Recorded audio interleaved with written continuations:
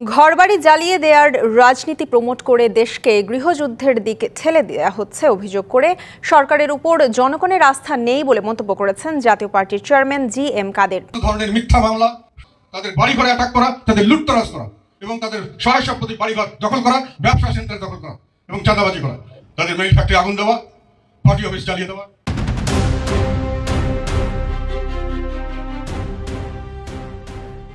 দেশে চলমান রাজনৈতিক অস্থিরতা, অস্বাভাবিক আইনশৃঙ্খলা পরিস্থিতি, সারা দেশে বিভিন্ন জায়গায় আওয়ামী লীগের নেতাকর্মীদের বাড়িঘরে হামলা ভাঙচুর করে দেশকে গৃহযুদ্ধের দিকে ঠেলে দিচ্ছে ডক্টর ইউনূস।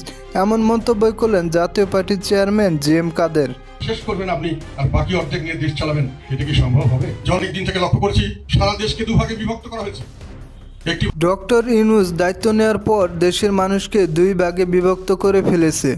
জি.এম. কাদের বলেন, 5 আগস্টের পর থেকে সারা দেশে জাতীয় পার্টি ও আওয়ামী লীগের নেতাকর্মীদের নামে মিথ্যা মামলা দিয়ে তাদের বাড়ি ছাড়া করে তাদের ব্যবসা বাণিজ্য, মিল কারখানা সব দখল করা হলেও সরকার থেকে কোনো পদক্ষেপ নেওয়া হয়নি। আগামী নির্বাচনে অংশগ্রহণ নিয়ে জি.এম. কাদের বলেন, জাতীয় পার্টি সবসময় নির্বাচনের পক্ষে।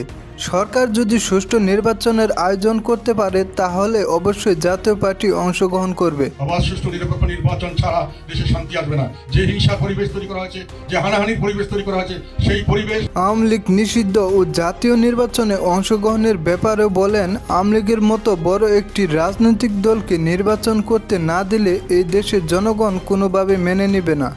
সামাজিক যোগাযোগ মাধ্যমে গুঞ্জন রয়েছে, বিপর্যস্ত আওয়ামী লীগ ও দেশের রাজনীতিতে কোণঠাসা হয়ে থাকা জাতীয় পার্টি জোট করে অন্তর্বর্তীকালীন সরকারের বিরুদ্ধে আন্দোলন করতে পারে। জি.এম. কাদের কি তার ইঙ্গিত দিলেন?